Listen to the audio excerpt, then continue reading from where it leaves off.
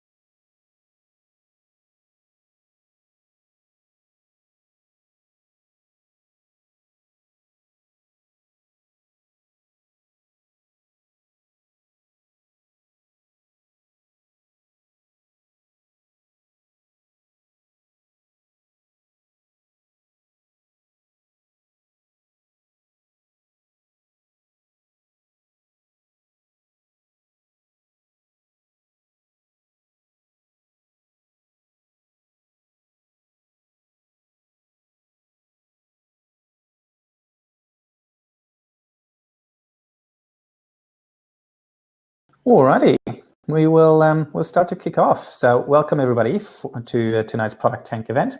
Now, if you've never been to a Product Tank event in person or online, a quick intro. Product Tank is a global community of product managers who are sharing their best practices, help each other. Product management is a tough job, and so not going through that journey by yourself is essentially what we want to make sure of. Tonight's event is going to have two fantastic speakers that I learned from a lot. There's Ben Reid from Digital Creators, and there is Andre, who used to be the head of growth at Canva, Airtasker, now Fingerprint for Success, and we're going to have a lot of knowledge being dropped into this event tonight. Quick one, logistics. Obviously, usually if this event would happen in person, I would introduce you to where the toilets are and tell you about health and safety, that there's no fire drills.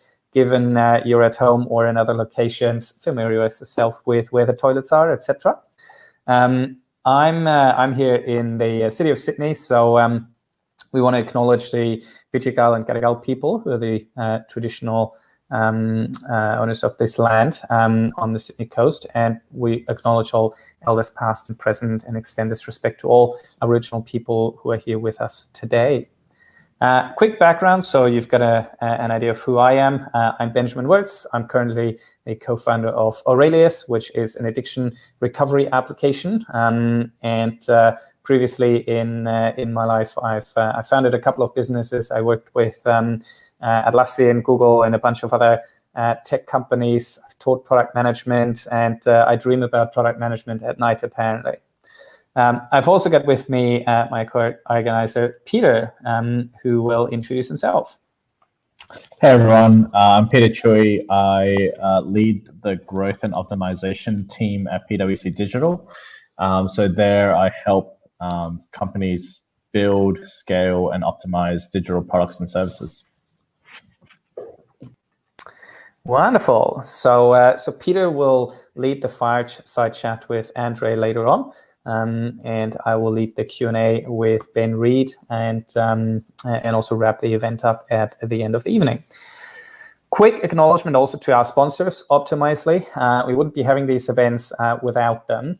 If you haven't heard of Optimizely, it's an awesome product that helps you to essentially test your websites, your products, to personalize the experience for users as well. And hey, the world has been rapidly changing over the last few months. So what better time to test a few assumptions that you've made in the past, or a few things that you've validated in the past, again, in this new environment. With that, I will be handing over to our first speaker, Ben Reid, who I believe will run a very interesting experiment with us tonight. And who will talk about platforms versus products. Please welcome Ben.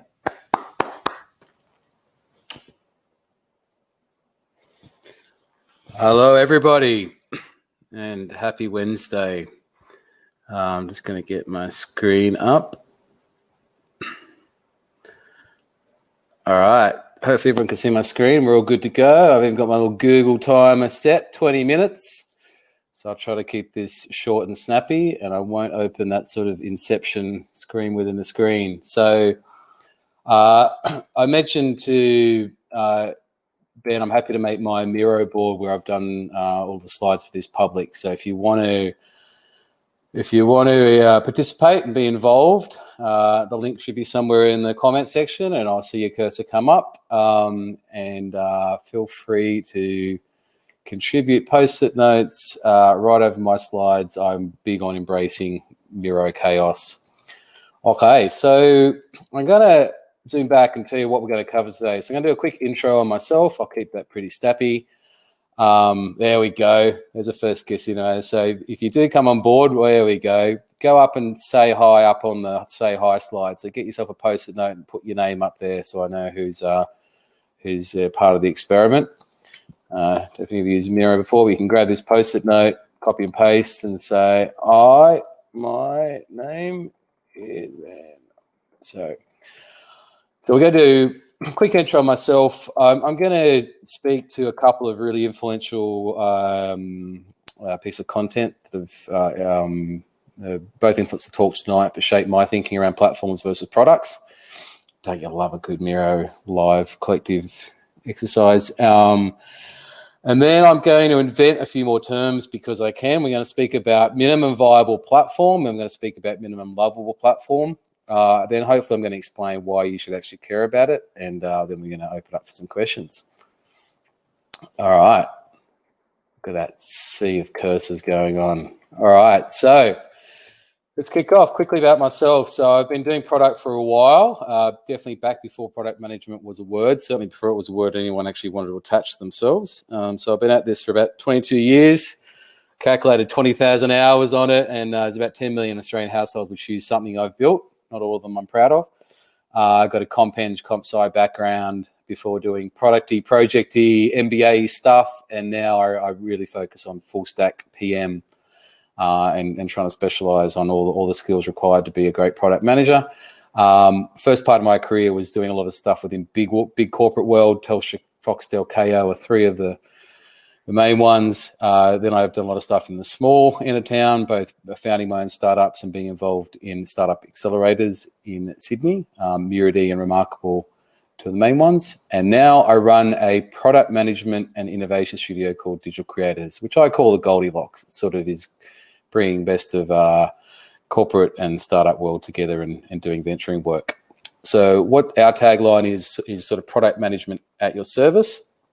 We've got a team now of around about 20 full-time that we support with a similar group of freelancers and contractors. given that Ben did a shameless plug for hiring a full stack engineer, I quickly whacked in, we're hiring a product designer.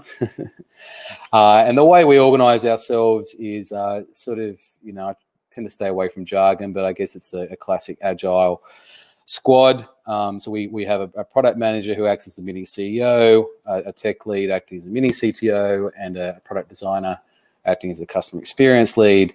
And that forms a complete little three amigo team that then gets supported over time. And so that startup team in a box is what we deploy into organizations to build early stage ventures. So we take big customers who've got budgets, help them incubate smaller ventures, and with a view of actually spinning them off into their own separate PTY Ltd entity and market. Along with digital creators, I'm also proud dad of three little creators who are there looking innocent, but trust me, they're not. All right, so let's get into it. Products versus platforms. Ding, ding, ding. So I don't know why, but when I thought of who would be in the left corner platforms, I thought of this picture of Elon Musk. He obviously looks a lot sexier now, post PayPal days, but two engineers in a back room conjuring up technologies, what I think a lot of people think of with platforms. And with products, I tend to think people think suave, sexy things that are well thought through and desirable. And so I had the sort of contrast of left and right corner there. So I'm going to speak about what actually is a platform versus a product. So for all those people who are, this is Sophia Loren, by the way, if you're wondering who's in that picture. So what is a platform? So for all those people playing at home, which is 24 of them now, you've got, come and find this board here. I don't know, where are you? Where are you? Come find this board. So what is a platform? Who wants to be the first brave cursor to try to guess about what a platform might be? You guys are cheating because you get to zoom around the other Miro board. Anyone want to do a first post-it note?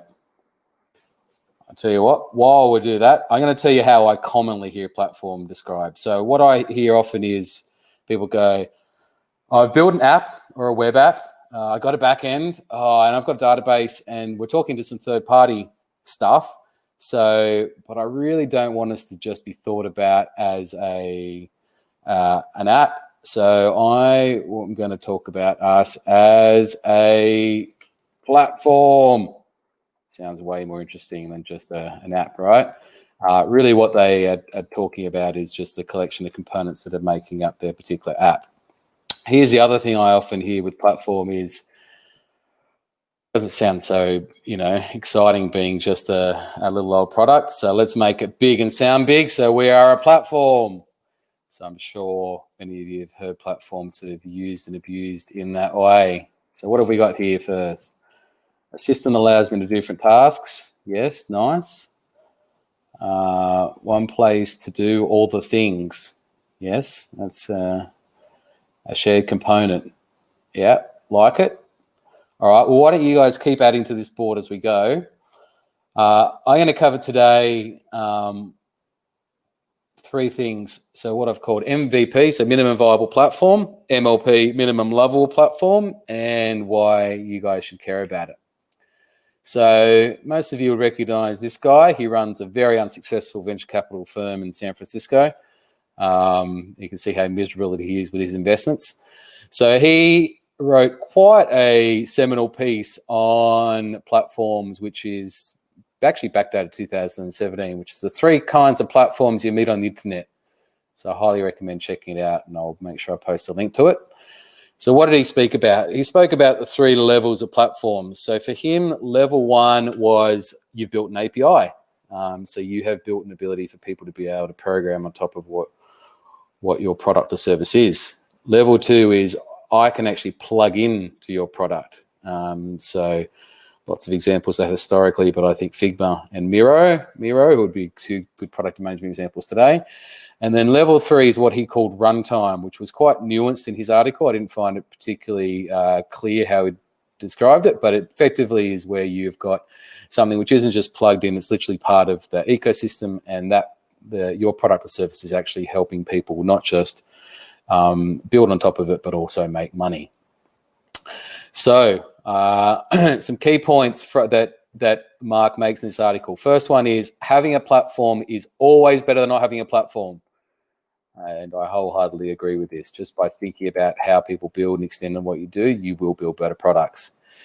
His second point was a platform is always something you can program on, and my spelling is awesome.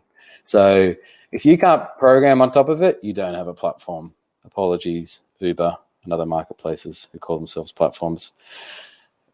His third point really was he felt the future of the internet was platforms. And I think if you study most of the biggest technology companies today, there's a lot of truth to that, and we'll talk about that shortly. How am I doing for time? 11 minutes to go. All right, let's go. All right, so the other thing I highly recommend is Brandon Chu's talk on platforms. So here he is in a very good still frame, frozen in time. So I happened to be at this conference, Mind the Product, back when we could travel and go to conferences. Highly recommend looking at his talk. And he made this really interesting diagram, which has stuck with me, which is basically the problems you would like to solve over time is always going to go up exponentially, whereas the resources that you're going to have to feasibly solve them, even in a super hyper-growth startup, is never going to match that curve. So how do you close that gap? And as he proposes, the only way to do that is to embrace a platform play.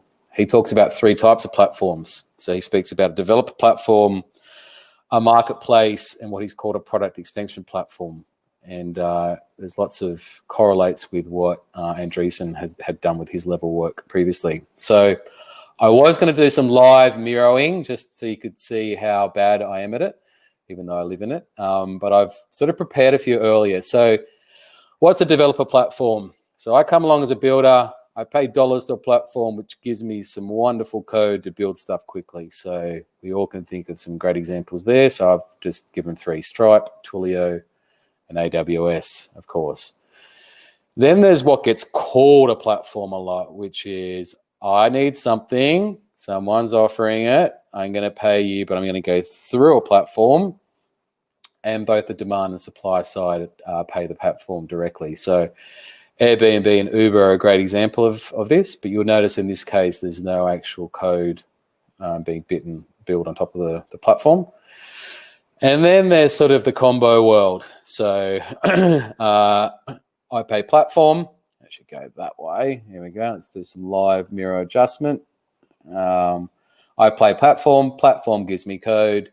Platform also manages the actual commercial growth on my behalf. And this is a key point, which we'll go into next. So what are some great examples of that? Apple and Android, building an app for either of their app stores. A lot of people made a lot of money doing that way. Salesforce, from the very early on, decided to build a platform with this model. And Shopify, I think, is one of the great examples of building I would call a true platform. So while I've been speaking, has anyone added back to our definition slide? Let's have a look. What do we got here? A shared component, a suite of services, system, technical thing, a bunch of tech stuff that works together. I agree with you, Melinda. That's probably better than my descriptions. All right. So let's get to MVP versus MLP. Do a quick timer check. 8 minutes. Tick, tick, tick. Okay. MVP. You can't mention MVP without a diagram of Michael Jordan. I'm an unashamed old Michael Jordan fan. All right. So what's a platform MVP? So for me, there is no such thing as a platform if people can't program on your product. So you'll see back here, I mentioned Airbnb and Uber. Are Airbnb and Uber platform? No, they're not. Can you make money on them? Yes, of course you can. Are they a great addition to the on-demand gig economy? Yes, they are. Are they a platform? I wouldn't call them so. I can't leverage Airbnb listings. I can't tap into Uber's delivery network. I can make money off it. I can't build on top of it. So number one is I can make stuff. So we gave the examples previously, but most people start here with a 3-letter acronym called an API. So it's now pretty much best practice that even if you're building for yourself, you build via your own front-end components speaking via an API to your back end. And that then allows you over time to think through, examples where you say, hey, I might allow other people to use the same API to build on top of us. So most people now think of it in that regard. And then, of course, people have made entire living out of just developing these type of services. So we've got, of course, Twilio. We've got Stripe. These guys have done okay for themselves. And we mentioned before AWS. So you can do okay out of an API business. And think of just the number of use cases that each of these platforms have provided. Okay, so that's MVP. MLP. So I don't know who first created the acronym minimum level product, but I do like it and I use it a lot. So platform MLP, someone could make stuff and make money on your product. Now this is the key holy double factors that need to come together. So here you're not just thinking about people making stuff, you're actively thinking, how do I surface their things, ensure that they have a whole business built on top of them. Look at what Salesforce does, not just with things like Lightning, but whole Salesforce developer communities and Salesforce integrators. You've got a whole ecosystem of people that make their entire living off Salesforce. And why is that good? So when the contract looks like this, I got the curve wrong again, but there you go, you can do a switch. Why is that good? So yes, I'm paying you for code, but guess what? You're bringing in demand for me. So this makes you not just a platform I can build on, it means I can make money out of your ecosystem. So again, what are the big examples we gave before? So Apple, iOS store, great example. In fact, I'd argue Apple is probably a quintessential platform company, despite some questionable practices on 30% shares. Google Play, you can tell I'm on iOS, can't you? Another great example, Shopify, absolutely. Salesforce.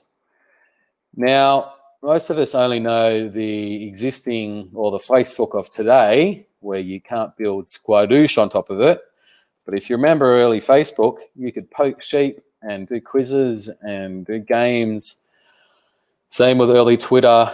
So the sad history of a lot of the big platforms is they all started in this space, and then there are some good reasons why they moved away from it, largely to do with keeping the money in their ecosystem. But most of the early history of the biggest platforms also started here. We're openly embracing me being able to build on top of you, but also make good money. How are we doing? 4 minutes. All right. Okay. So why should I give a shit about this? Also known as WizGas. Just rolls off the tongue, that acronym. Not because I said so, no. But remember the Brandon Chu curve. Your number of opportunities does this over time, and even in a hypergrowth startup, you're going to grow like this.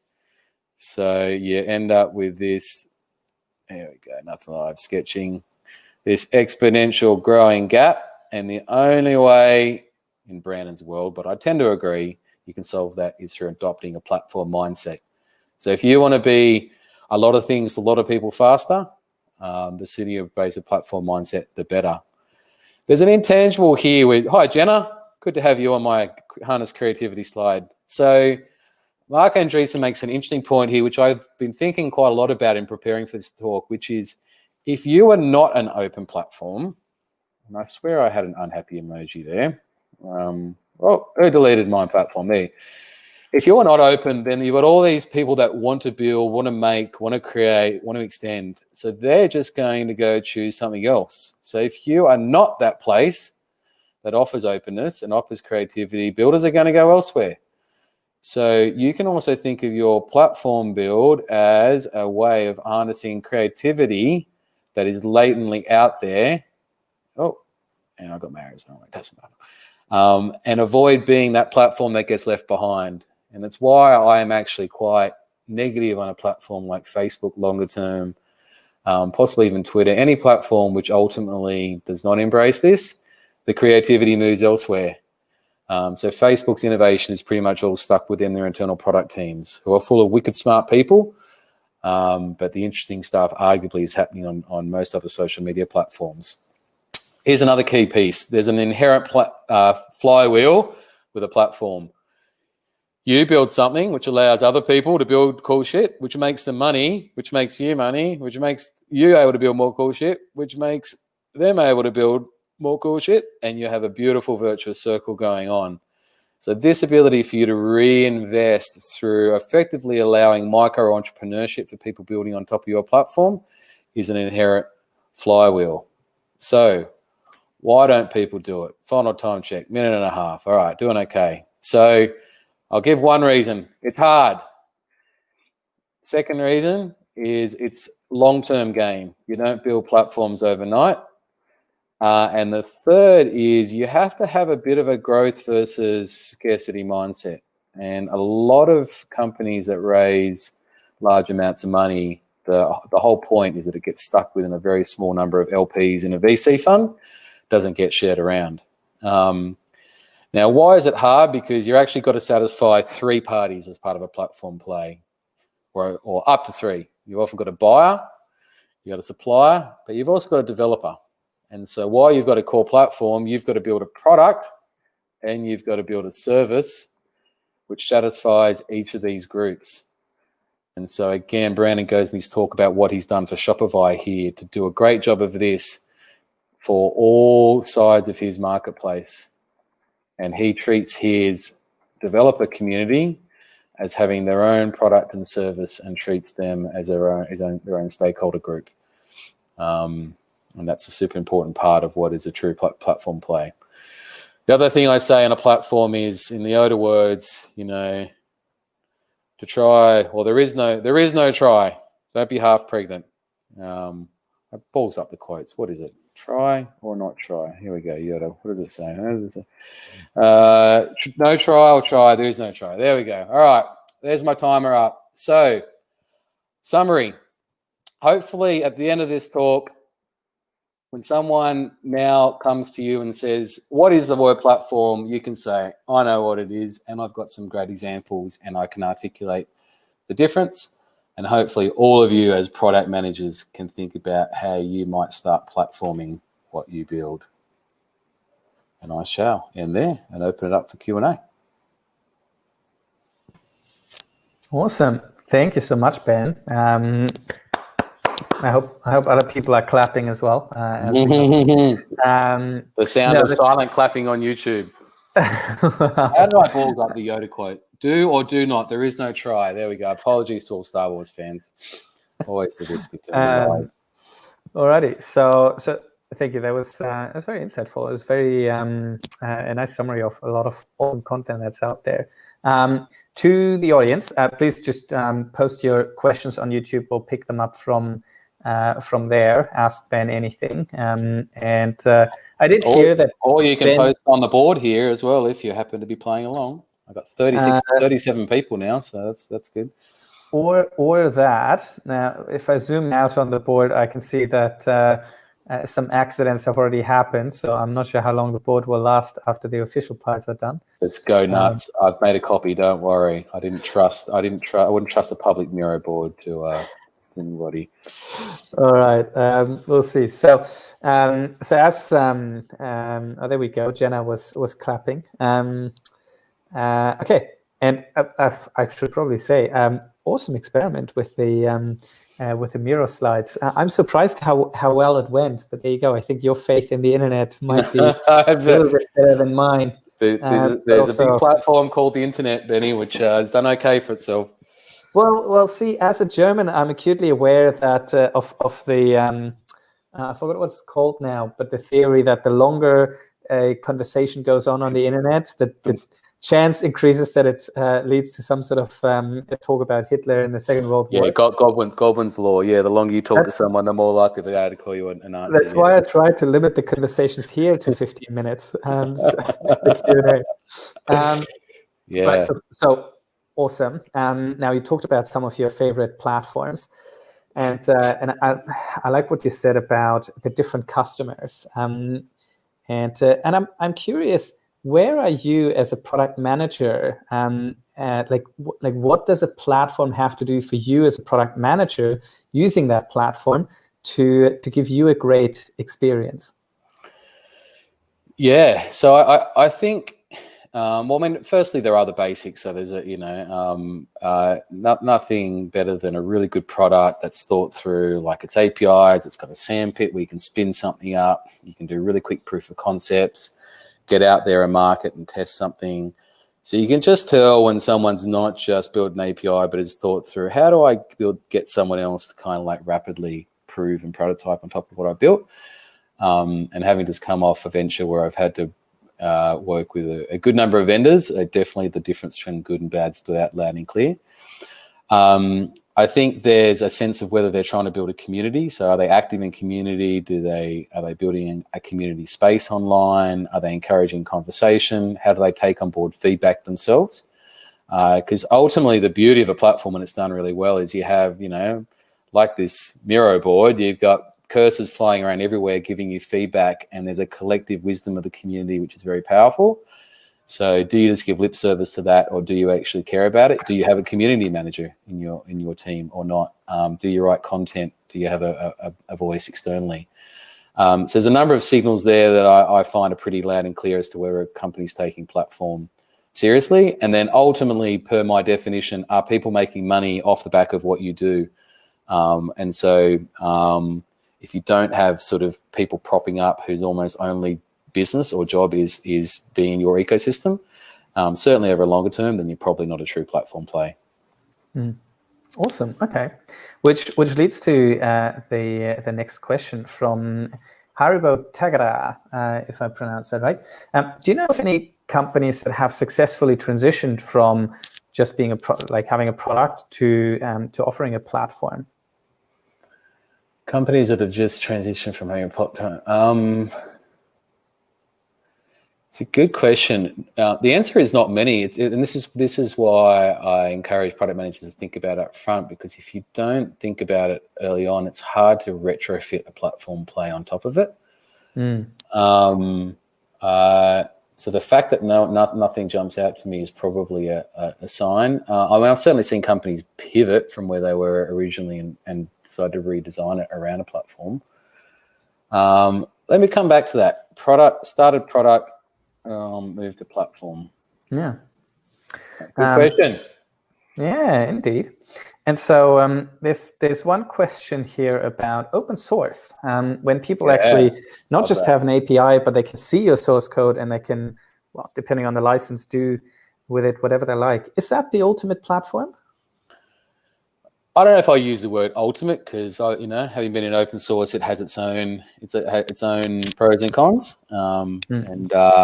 But yeah, absolutely. I mean, open source is built fundamentally from the idea of extending, building, programming on top. It doesn't often do a good job of helping monetize. So that's why I don't automatically say open source is a platform, because again, per sort of the key summary, building on top and allowing people to be entrepreneurial as part of, actively supporting that is a key part of it. So I think certain sections of the open source community are very pro that and certain are against it. But certainly in terms of my minimum viable platform, open source is 100% built from the ground up with that notion of build on top, extend. So it's got the right starting point, just often misses the second piece. Yeah, it's fascinating, right? What you said about platforms having great experience in terms of being able to play around with them, having a community, having support, etc. If it's just an open source plugin or piece of code, that's difficult. But then you look at companies like WordPress that have, still made their products open source, but built very successful platforms and communities and have a fantastic experience around it. So WordPress, great example. So that's definitely in, that true platform play, So I don't know what's happened to my Miro board, but there you go. Up here, 100% WordPress. There's some very big businesses built off WordPress plugins and themes and all sorts of stuff, and very vibrant community around it. Yeah. Just don't go building a secure platform off it from experience. Yeah. There's a question here from Kurt around Microsoft. What do you reckon about Microsoft as a platform, or I guess generally Microsoft's platform play? What I think about Microsoft's platform play? Sorry, I could not resist. It's running. Yeah. You mean with like what they're doing with Azure and yeah, I guess generally the applications that are coming out of it and their focus at the moment. If I understand your question right, Kurt. Yeah. I mean, don't underestimate Microsoft. I mean, I'll talk about a resurgence of a tech company. I mean, I've said to friends they're actually, out of the big tech co's, one of the ones I would consider working for at some point in the future. If I look at what they've done with Azure and learning from AWS, if I look at what they've tried to do with Teams, open sourcing a lot of their technology frameworks. So they're taking that approach, and Microsoft has long had an ecosystem around them specifically from the service integrator side of it. And of course, they've long had Windows operating systems where people can build programs on top of. So I think Microsoft definite dark horse in that, and they're almost blatantly copying AWS on a lot of their approaches there. So true platform, 100%. Actually, while you mentioned, one of our past speakers, Joe, he used to work at Atlassian, and he was also at Microsoft, and he was the first product manager on C#, I think. And when people realized that, why does a programming language need a product manager? But when Joel told the story, and unfortunately it was before we started recording talks, he mentioned that he had to actually convince a few teams internally in Microsoft to use the thing, and was trying to figure out with his product hat on, why would they be using a new programming language, and what experience internally and externally can we provide around it? And compare that with Apple. I was speaking to someone from Apple recently, and Swift is probably one of my favorite programming languages, but apparently they can't use it inside Apple because all their internal tooling is not yet set up for it. So Swift is sort of successful. Unloved. What's the saying? A prophet's unloved in its own homeland. In their own homeland. Yeah. But it's I mean, and that's like a lot of companies are smart to actually productize the it's sort of what I spoke about up here with treating the like there's actually a product and service for your development community, be it internal or external. And if you don't think of it with that product management mindset, and you think it was an afterthought, they're gonna know. So there was one comment here on Atlassian. Look, I love Atlassian. Great tech success story. Got lots of friends that work there. But I think it's a classic example of marketplace as an afterthought. I mean, has anyone met anyone ever that's just made a full-time business off a Jira marketplace offering? Actually is, and it was acquired back by Atlassian. Or in fact, Atlassian has, I think, acquired a number of products that were built on top of their marketplace.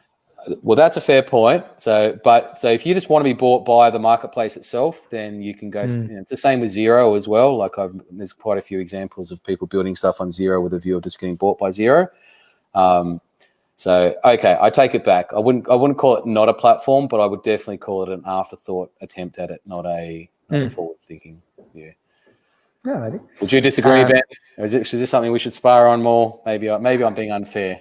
You know what? I've worked with great product managers who were actually part of building the marketplace, and obviously having worked at Atlassian, I've got an unfair advantage of a little bit of insight of how well it worked. So I would reckon Atlassian has probably done a little bit better than some people might think with their marketplace. I think in fact one of the stats that I loved that was shared was the Atlassian marketplace has actually created more jobs than Atlassian itself, which is quite extraordinary if you think about it.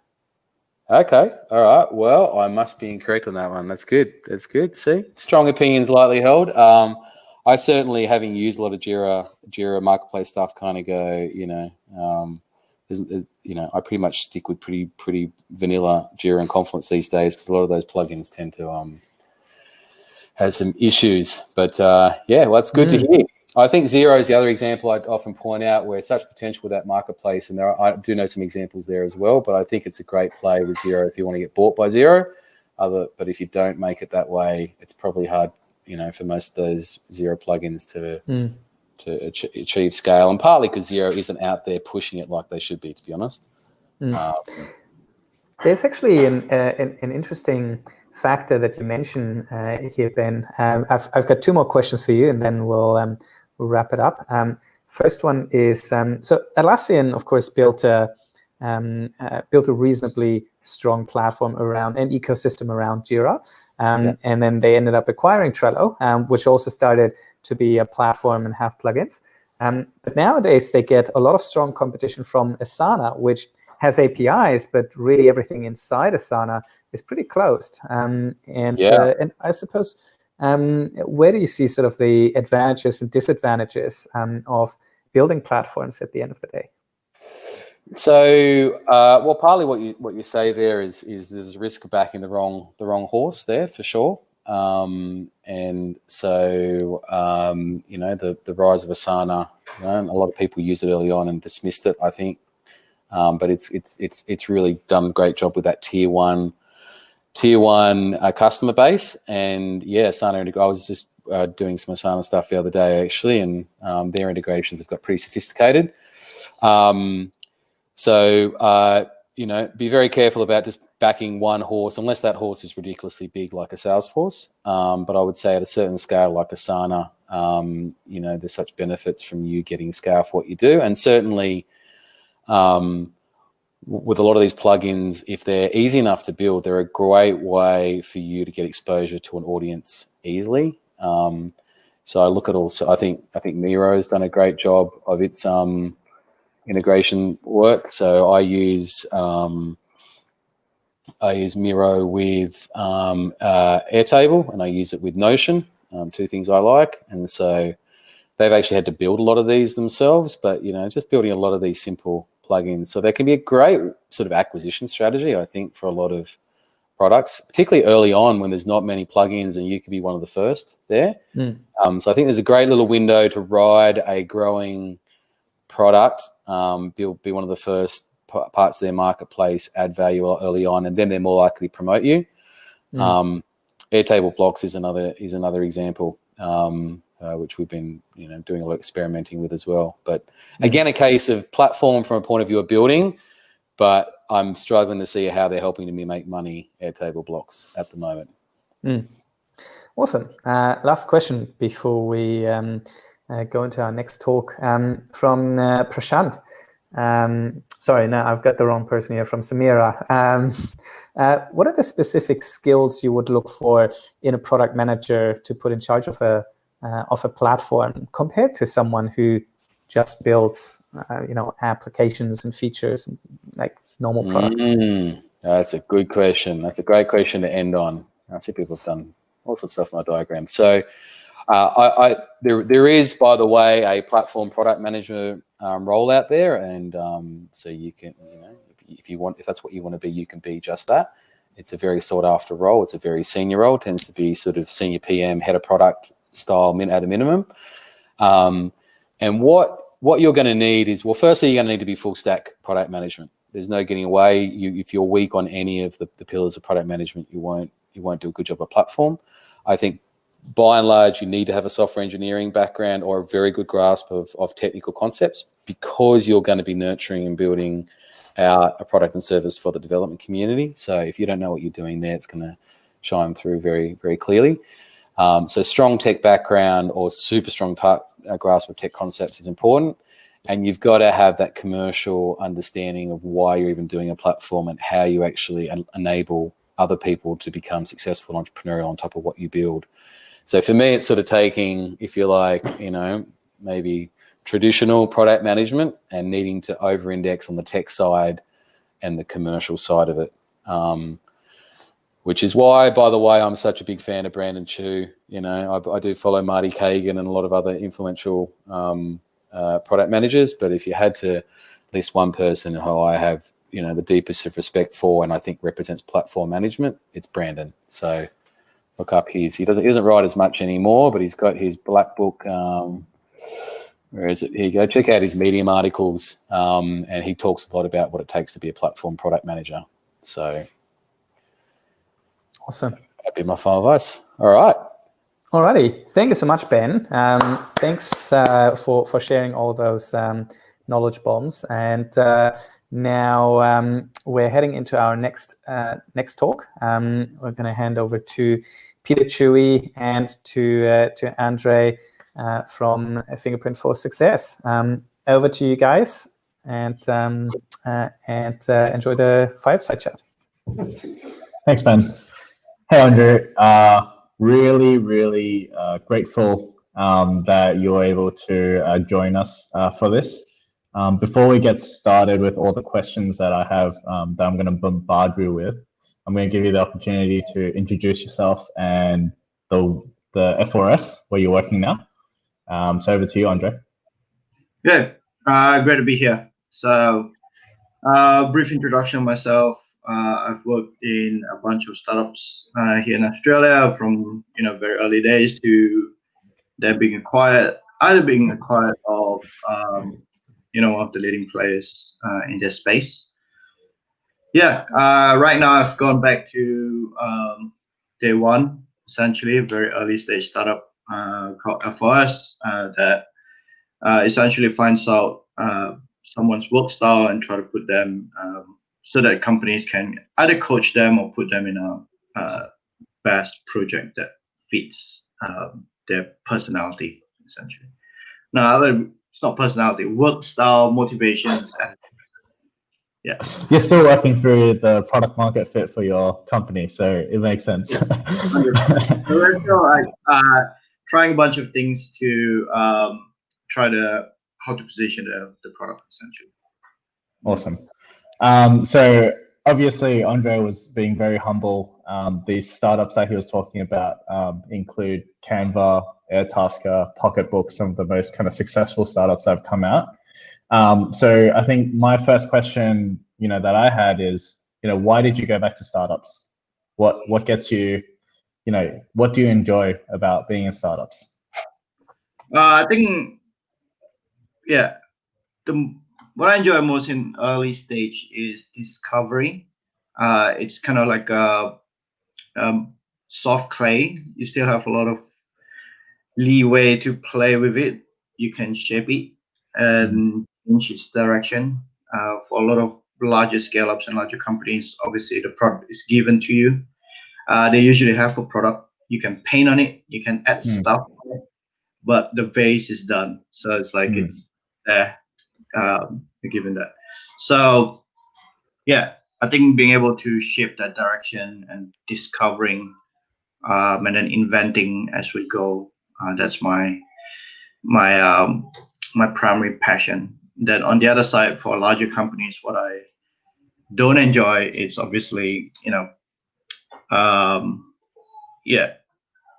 lot of processes that needs to be followed before you can do anything. So, and they're really important, by the way. Like in larger companies, when you get to a certain number of people, you need these processes. Really important. Just doesn't mean I enjoy them.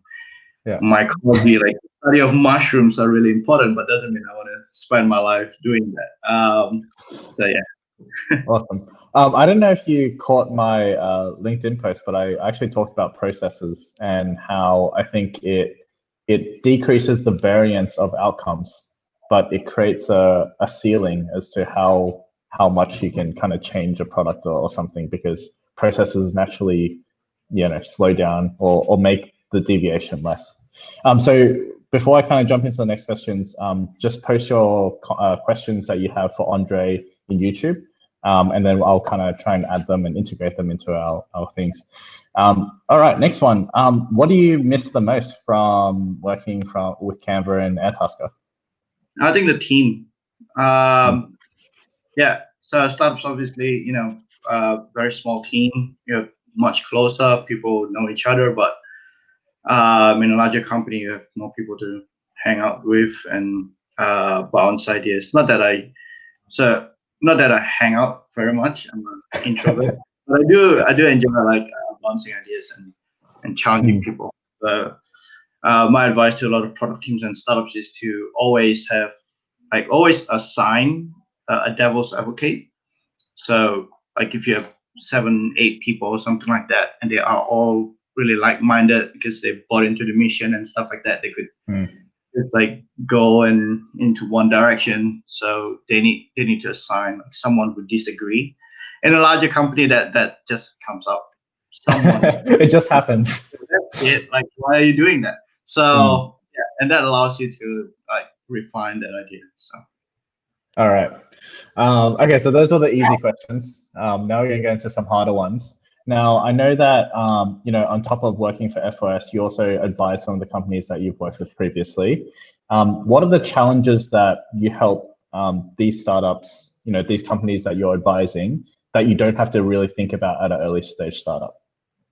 Yeah, it depends on the company. In Canva, for example, I advise them primarily on growth-related stuff that hasn't been done. So even at Canva's level, there's a whole bunch of things that haven't been done.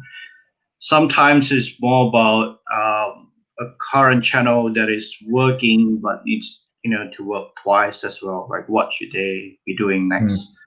In the case of Airtasker, it's new products that they want to build.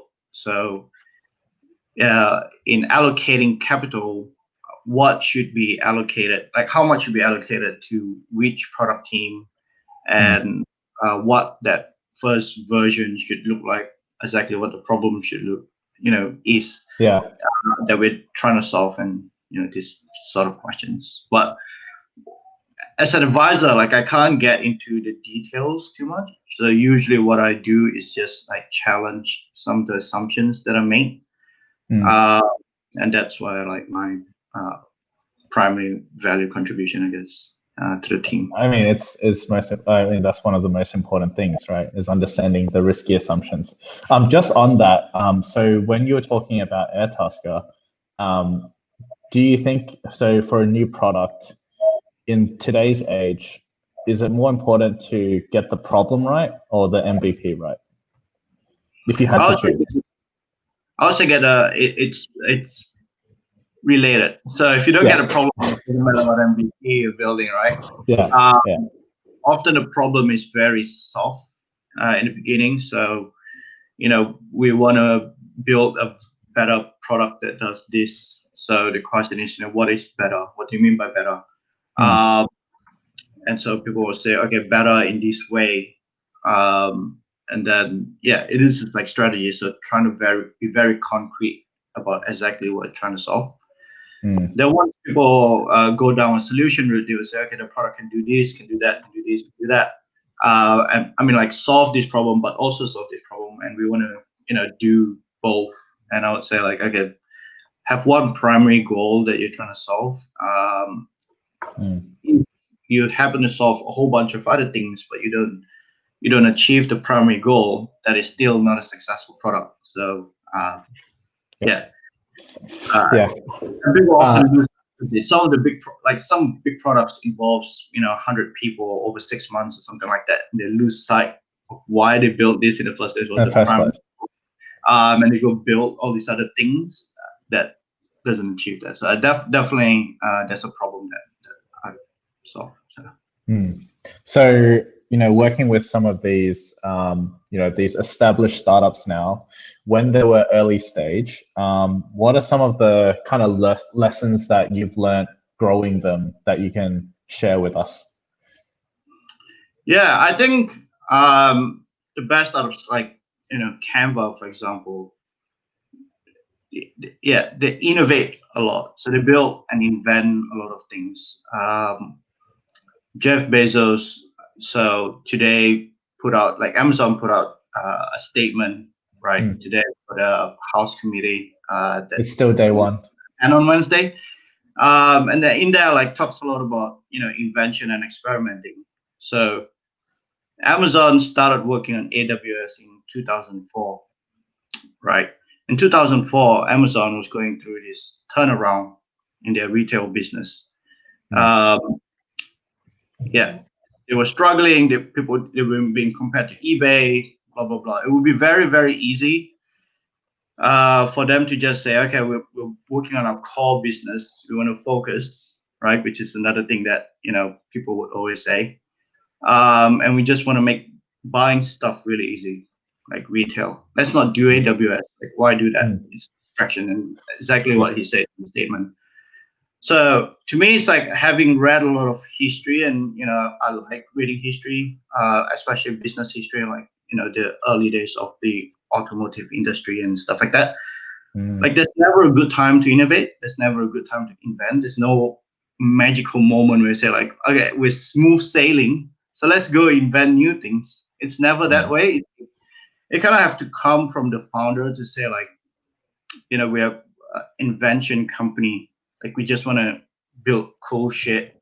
And the cool shit, by the way, is like users don't necessarily ask for it. So again, like in that statement, right? So no one asked for AWS. No one asked for Amazon Prime either. No. They just thought, okay, if we could do it, it would be really cool, and we think this would be the future, and so they went and do it. I think Canva operates like in a similar kind of philosophy. Mel is a product CEO. Product CEOs tend to, really like to build new products, Build things, problems, big ones, even though users might not have asked for that specific thing. Even through like user interviews and stuff like that, you couldn't make any leaps. The analogy that I like to use is that it's not a treasure to be discovered. Like if you just dig it deep enough, explore it enough, that you would discover some sort of insights. It's more like making a movie, right? So people don't want to watch a movie until they see the trailer. There's a level of art in product management, I think, that has been lost in the last decade or so, where people kind of swing towards the scientific method of experimenting. Obviously, really important. Also, I think there's a balance between the two, right? But I think the swing has been towards scientific method. Even in areas like design, and say design thinking, there's human-centered design. Introduction of processes of like, this is the right way to do it, and this is you go step 1, step 2, and this is like the methods, and we documented everything. But I think there's a level of art in that. Artists don't do user interviews before they draw, like before they paint. Songwriters don't do user interviews before they write a song. There's a level of like, we think this is what the future will be. This is our opinion of what the future will be, and we're gonna go make it happen. And also Canva, there's like a whole, like this philosophy, I think, in there. Once they execute it, they do a lot of user interviews, right? So once they execute it, it's like, where do we put this button? What features should we include in MVP, etc.? That definitely like a lot of user interviews. But to determine what to build next in the first place, I don't think a lot of it is like vision led. And I know we've talked a lot about that, and I mean we're definitely in agreement in terms of product intuition and its role in product management. I wanted to go to Ben Reid's question, which was, and I'm going to tweak it slightly. Initially it was, is Canva a platform? And I think we probably don't think it is right now, but will Canva become a platform in your eyes? What do you think? Canva's a product. It's been product for a while. They're building the app store, so Canva apps is now a thing. So you can build apps in Canva, for Canva, and there are actually a few of them now. I did a brief strategy and pitched it a long time ago, but definitely wasn't involved in building any of it. That happened like after I left.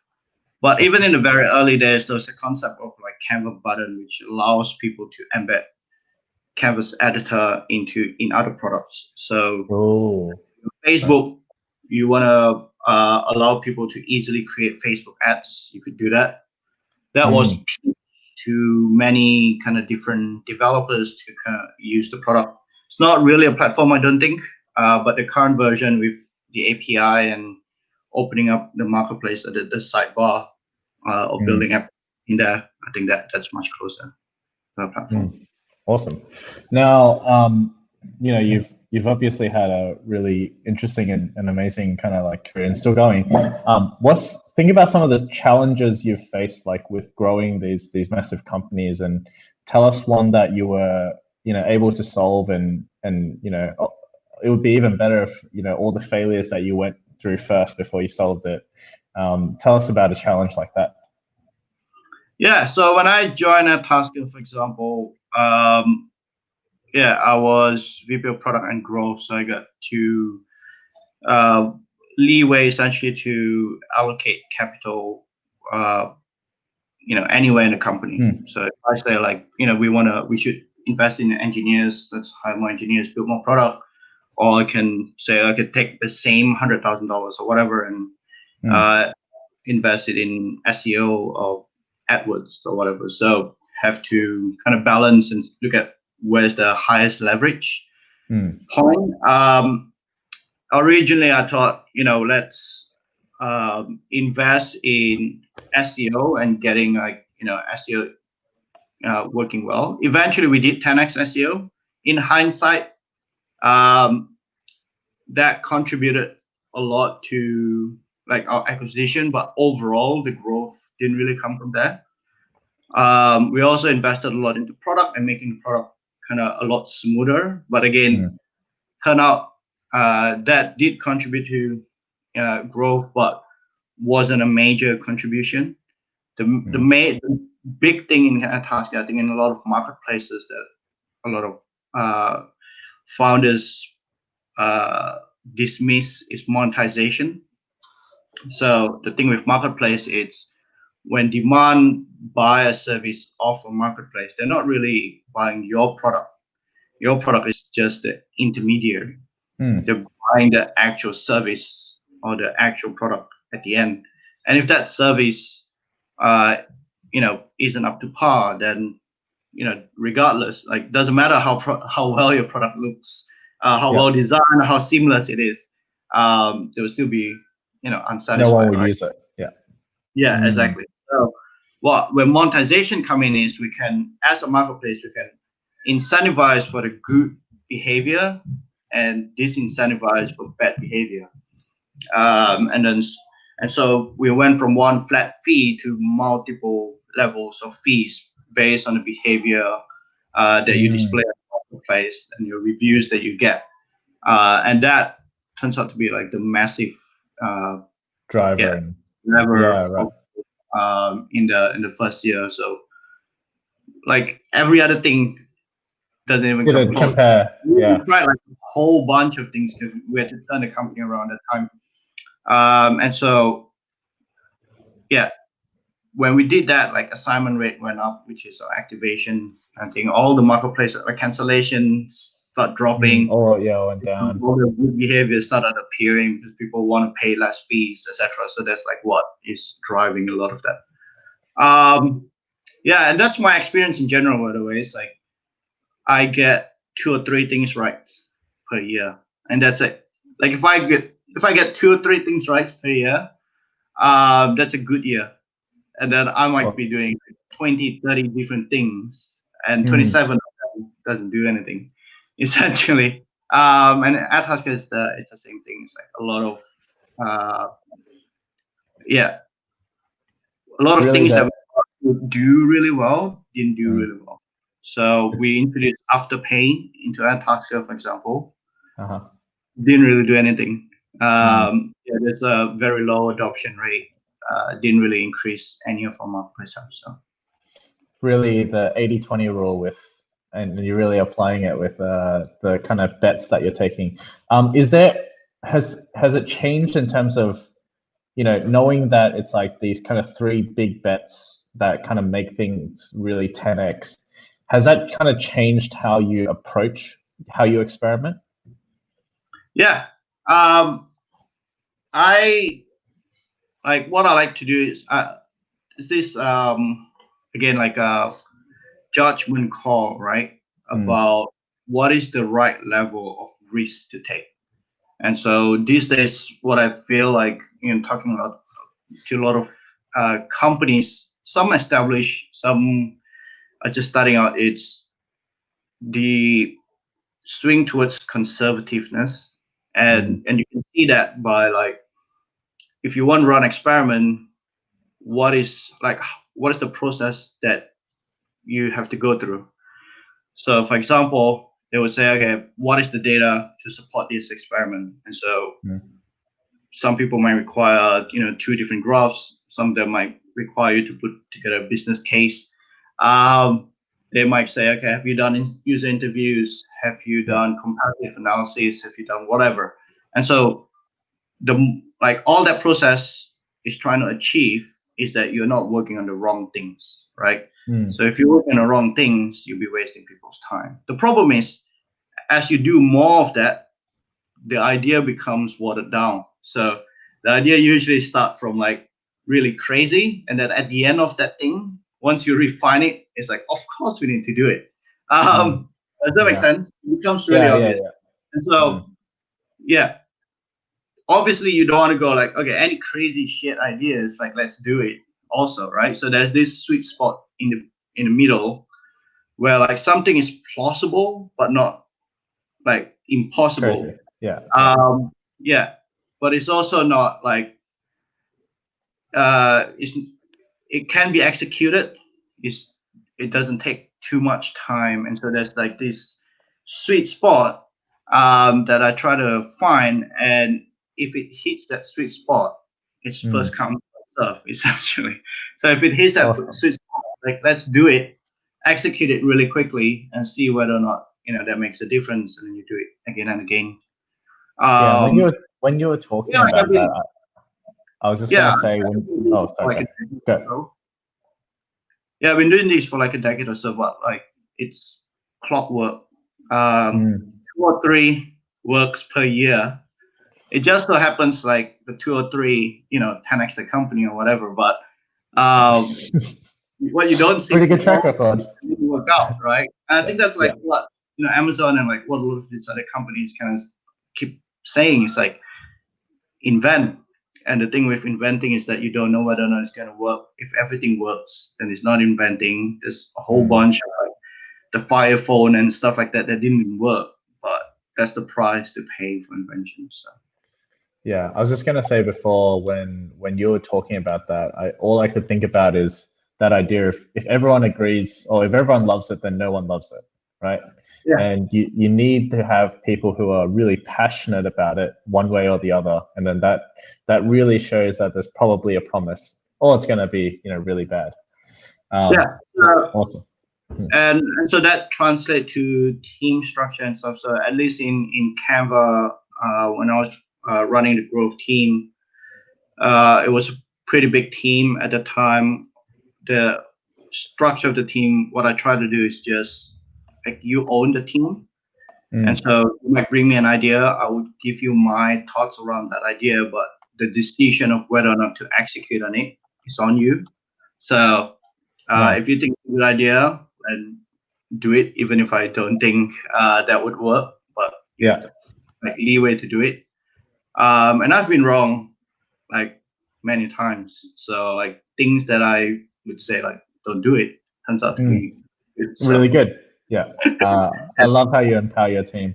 So, I mean, we've talked a lot about, how you've adapted this kind of thing, but one thing that I want to learn more about is how do you learn? Like what are some of the, mental models that you've developed over the years that has really helped with your work now? So my favorite medium is books, as you can see. Second favorite mediums will be blogs, followed by writing, like talking to people. So if I have very specific things, the downside of talking to people is just very few people actually self-reflect on a frequent basis. So something happens to you, the lesson is not always very clear, right? So it might take a few days, it might take a month or whatever. A year. Maybe a year, and then you need to process it, and that's like self-reflection. And people do self-reflection through say, journaling or revisiting your documentation or whatever, and look at like, why did I make this decision at that time, and in the future, how can I improve the process of my decision making so that I don't make the same mistake in the future. I feel if you're lucky, you happen to get it right, you could also revisit this and say like, actually, I was shit, but I got lucky, and therefore like it worked out. If that makes sense. Yeah, it's a false positive. Yeah, exactly. So that process of self-reflection, I think, is very intensive, and a lot of people don't do it. And so when you just talk to people and like, hey, you know what should I do with this? They just, essentially off the top of their head, they didn't self-reflect. Writing actually forces you to self-reflect, which is why a lot of books is essentially like they have to structure your thoughts before you can put it to words, which is not the same as talking. So. Yeah, that's awesome. Now, you've talked about books and blogs. Give me, kind of 2 of the books that you would recommend, top of the head, and also 2 newsletters or blogs that you constantly follow. Yeah, Super Forecasting. I always recommend that book. Super Forecasting is based on academic research about a group of people who could reliably forecast geopolitical events 6 months or so into the future. So, and they have very high accuracy compared to like, other people in the group. So they recruited like thousands of people, and then turns out, there's 3% of those people who could predict things, and they went into how they measure it, etc., and what are the characteristics of these people. So super forecasting, I think, is one. The other one is how to think like Sherlock Holmes, which is another interesting one. Mastermind, how to think like Sherlock Holmes. Thinking in bets is also pretty good. But these are essentially, leads to my mental model, right, which is probabilistic thinking. Like you're never sure of anything.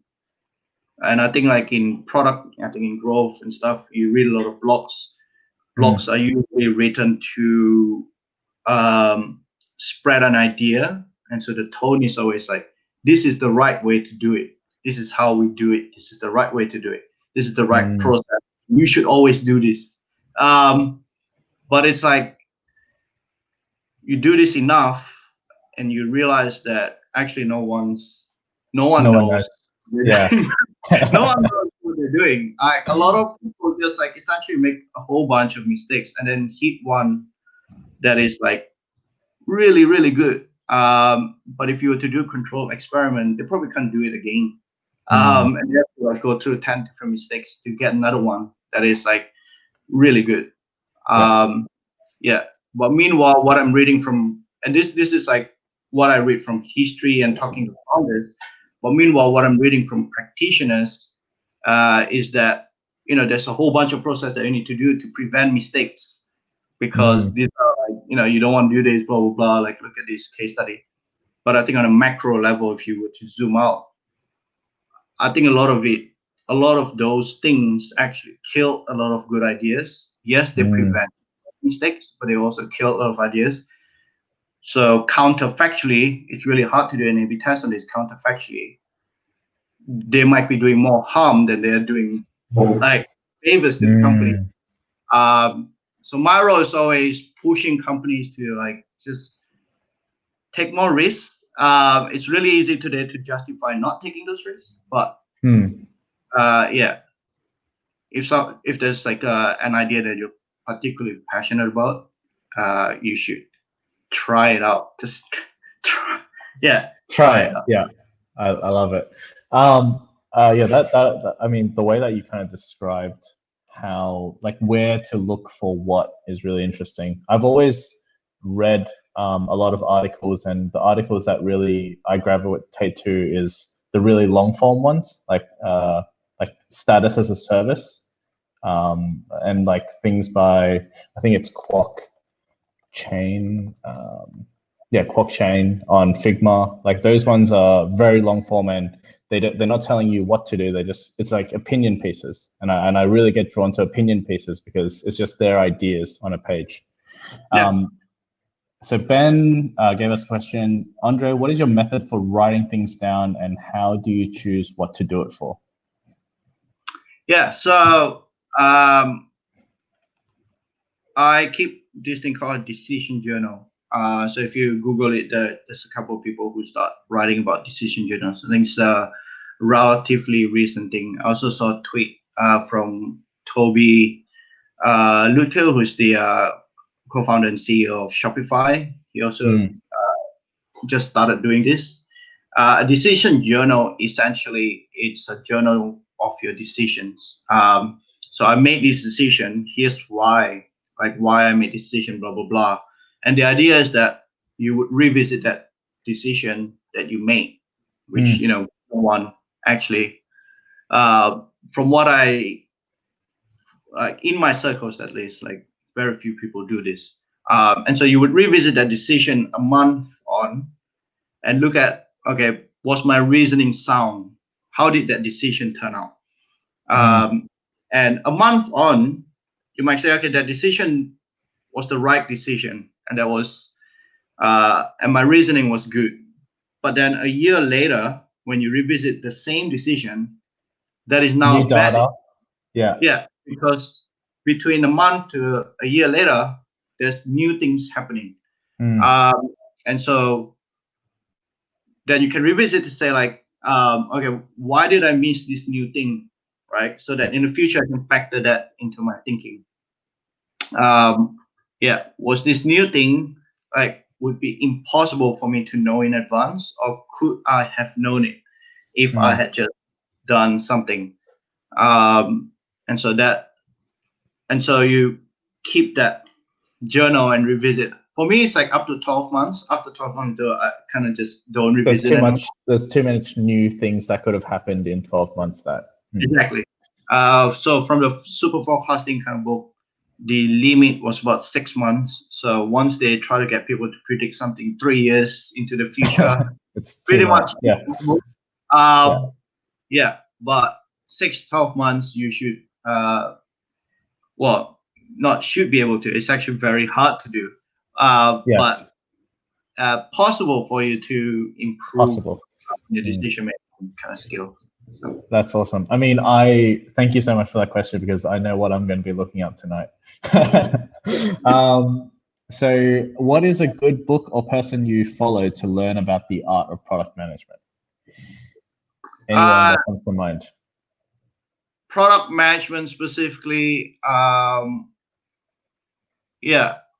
don't actually read a lot on like specific functions anymore, like product management specifically, growth marketing specifically, or SEO specifically. I read these days, at least, I read a lot of history more than I do read specific how-tos at the moment. CM, I'm more than happy to share some of my resources on that, and I'll kind of do it. I'll go to the next questions though. Brasilia, Andre, you've been in cool startups at the start. What is the thing that tells you that you are done there and you're ready to jump off to another company for the next challenge? When it's a proven rocket ship. Love it. Yeah, essentially, every company has a baseline growth, right? So Airbnb's team actually wrote about this in a blog somewhere. I don't remember which one, but they wrote like, this is especially true for marketplaces, but a lot of established companies the same. So if everyone in Atlassian go back home and do nothing, Atlassian would still grow. Yeah, they would still grow. Like, and the reason, like, why is that? Because they have a very sound strategy in the beginning. The strategy is to build this blah blah, build a moat. Once you're in Jira, you will use Jira forever because it's very hard for you to switch. And you have a brand, etc. So the goal, like, not every company has that, right? So in the early stage, the goal is to get there. Once you get there, the question is how do you make the growth curve non-linear, so above that baseline, and what is your contribution above that baseline? So the baseline might be 100 new users every month. With the team working, it's now 200 every month rather than 100. So you're working on new additional incremental things essentially. For me, it's like I try to get the right product and then form the right growth loops. For it to be able to grow at that baseline. Then I think, it's time for me to move on. Awesome. And I think that's something that Ben also touched on is growth loops. And I think that's definitely one of the most fundamental concepts to understand nowadays for product management is that ability for multiplier effects to happen and things to continuously grow as the product matures. Talking a little bit about moving away from the companies that you've worked with more about the teams that you've kind of helped shape. What are some of the characteristics of the people that you love to hire? This one depends on the stage of the company. So one of the interview questions I always kind of ask, it's like, what have you done outside of work, right? So the theory is that, your past is the best predictor of your future. So, and this is like counterintuitive, I think, to a lot of people. We try to ask questions for them to predict. So, for example, you might ask candidates like, what would you do if you joined a company? What would you do? Something. So you're trying to get people to predict what they will do. It's not a good predictor of what their actual behavior will be in the future. So do you want to go to the gym? No. Exactly. So the example is gym attendance. Like if you didn't go to the gym in the last month, it is very unlikely that you would go to the gym in the next month, right? Even if you say, yes, I definitely will go to the gym. I would place my bet on saying that you will go to the gym next month if you haven't done it. So my interview question is very specific in that to the individual, like what have you done? Specifically, what do you do? What did you do? So that I can say, like, if everything being equal when they join Canva, Airtasker, whatever, this is also what their behavior will be. Essentially. And so I work in early stage companies. I look for people who like to start things and can deal with chaos. This is not necessarily true for like bigger companies. In bigger companies, you require different skill sets. You might require people who can follow things through, for example, not start new things all the time. You might want to hire people who can go deep into one thing and just want to do that one thing really, really well, whereas you don't have that option in an early stage company, right? So I try to look for things like, have you, say, run meetups outside of work, like this one? Or have you started a side project? You might start a student organization. Some people have their, in my case, I started affiliate websites and stuff like that when I was in uni, and then go on to like sell all of them. They do a bunch of things. Some of them mess with Bitcoin and mine like Bitcoin mining and stuff like that. So they're usually bored a lot of the time with the usual stuff they're doing. That's why they're doing all these other things outside of work. But I feel like that is a really good predictor of them just doing cool shit in a company. Awesome. So, I mean, this is kind of close to it, but what's your favorite question to ask in a job interview then? So essentially just it's a process called top grading actually, which is specifically like, what did you do in your last role? How would your boss like rate you? And if they say, okay, he or she would rate me 8 out of 10, then I would say like, what's the difference between 8 and 10? Like, what did you think you should improve on? And then when they say something generic, I would like, okay, specifically, can you show me a project where you made this mistake? And I feel like, so be very specific, like, okay, I did SEO for bank. So, okay, what does your day-to-day look like? What do you mean by do SEO? Or I built product at Atlassian. What do you mean by build product? Yeah. Did you write documentation? Did you come up with the strategy? Did you get to make the decisions? Or it's like, does your manager make the decision for you and you follow through and execute? Day to day, what does it look like? What does your calendar look like? That is a really good predictor of what they think will be involved going forward. So awesome. So we've got some from the crowd now. First one's from Julie. What's one piece of advice to budding product managers or those who are aspiring to become one? Join an early stage startup. I think obviously this is my bias. Joining one, finding one that will be successful would take a few tries, 100%, no question. But when you do find one, you skyrocket your career like nothing else. There's nothing like, being in that chaos and managing that stuff, right? Yeah, and you 100%, and you get to learn a whole bunch of things because again, the mold, the clay isn't dry yet, so you get to mold it.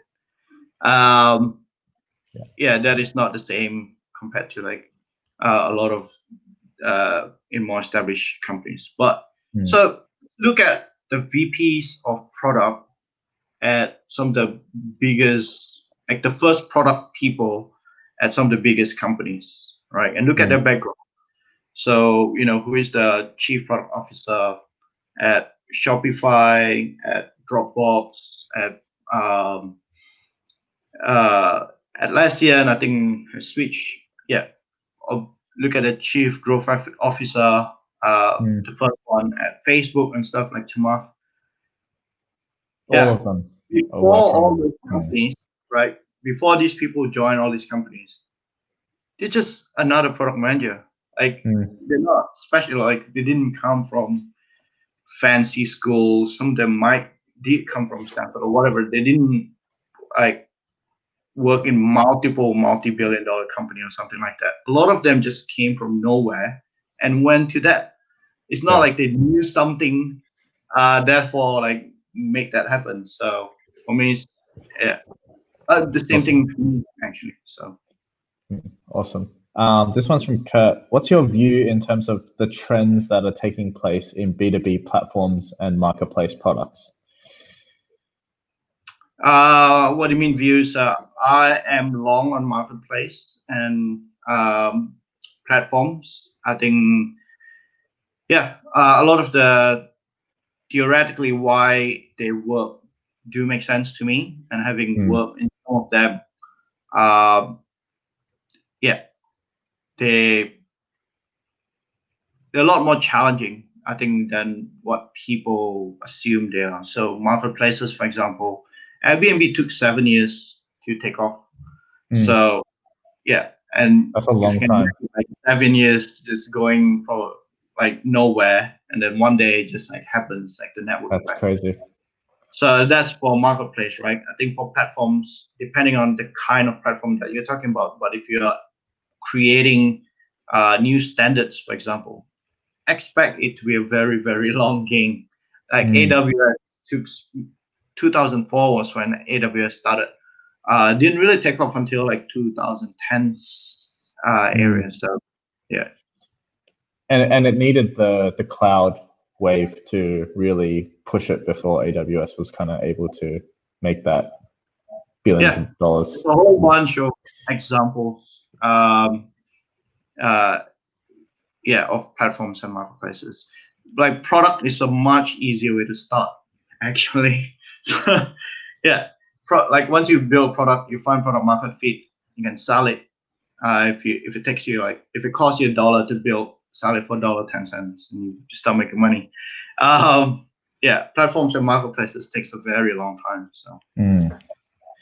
Okay, so another one from Gracilia. Do you have any recommended frameworks to apply to strategize exponentially growing companies or products?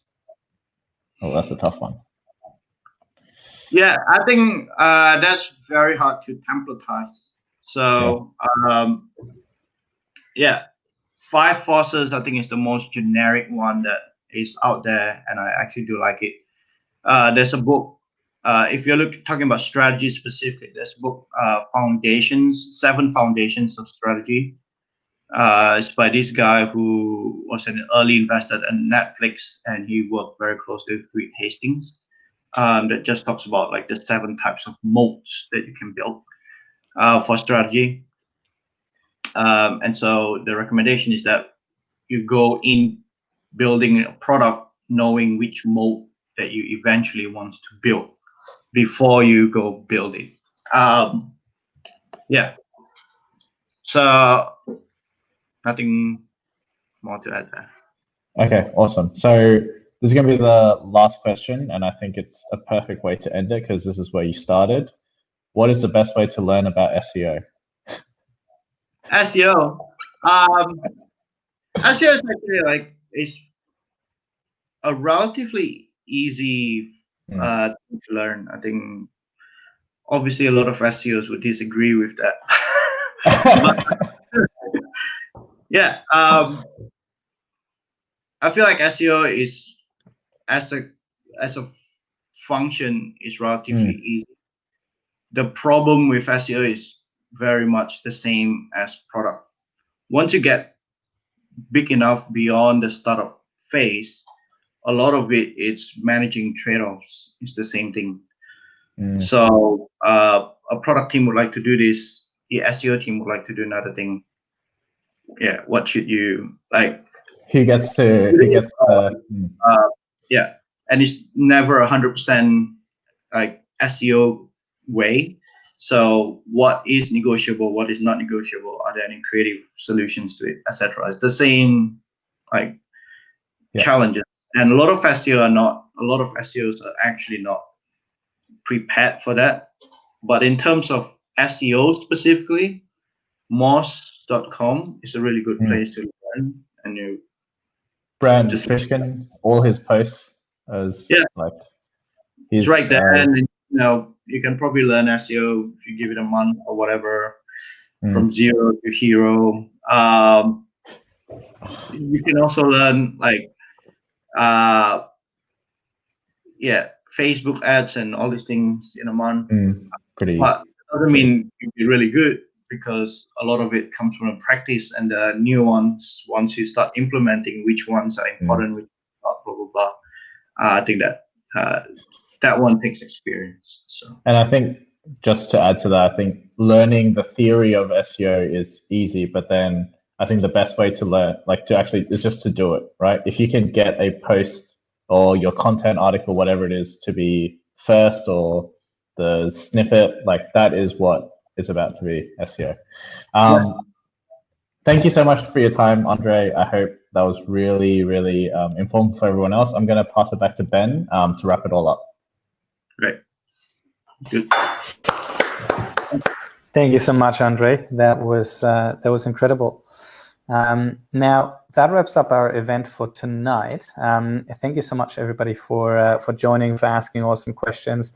Thank you again to our speakers, who I've learned a whole lot from tonight. Thanks to Peter for helping me put this event on. Thanks to Optimizely, our sponsor, and of course the Global Product Tank Network for making it so easy for us to host these online events, and it's been a very seamless transition. The next event will be, we don't have a date yet, probably end of August or beginning of September. I'm really excited about the speakers that we're talking to, but I don't have anything to announce yet. So you have to bear with me. Sign up for the updates in the Product Tank Sydney meetup group, and we will take it from there. With that, everybody have a great night, and hopefully see you at the next event.